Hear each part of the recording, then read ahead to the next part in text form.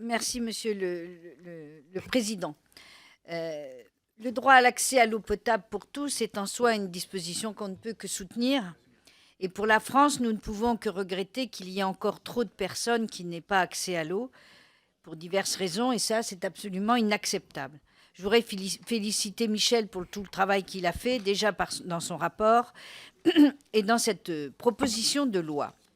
Ce qui m'amène à réagir et à me poser des questions, c'est l'article 5. On sent bien que beaucoup s'interrogent sur cet article. Michel, d'ailleurs, n'est pas dupe, puisque dans sa présentation, il y a passé beaucoup de temps, donc il sait que cet article peut poser des questions. Je dois dire qu'on en a beaucoup parlé lorsque sa loi a été imprimée. On en a beaucoup parlé avec des collègues. D'ailleurs, Jean Launay m'a demandé de l'associer à ma réaction et à mes propos. Je vous rappelle qu'il est président du comité national de l'eau et nous en avons beaucoup parlé aussi avec Geneviève Le Dissé qui ne pouvait pas être là. Viviane, pardon. Ils ont d'ailleurs reçu France Liberté sur ce sujet. C'est un sujet, mais c'est les modalités de financement qui ne sont peut-être pas les bonnes. Bien sûr que ça ne va pas toucher énormément le consommateur.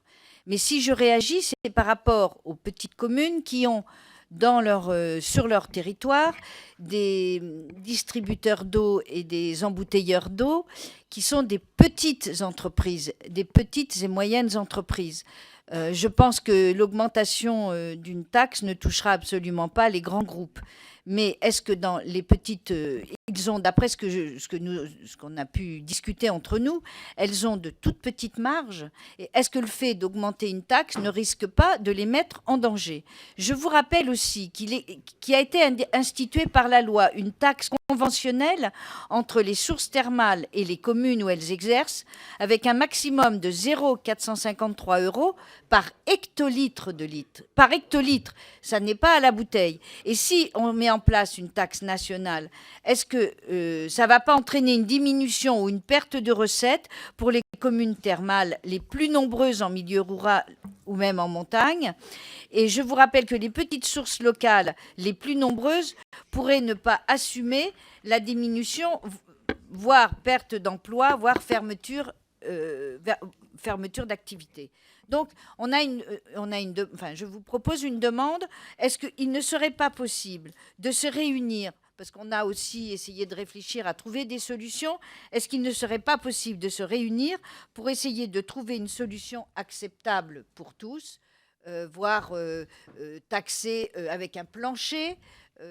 Enfin voilà, on a essayé de réfléchir pour proposer à Michel des solutions qui puissent satisfaire et puisque nous soutenons à fond sa loi, c'est simplement cette modalité de l'article 5 qui nous paraît regrettable. Merci. Merci. Michel Heinrich. Michel.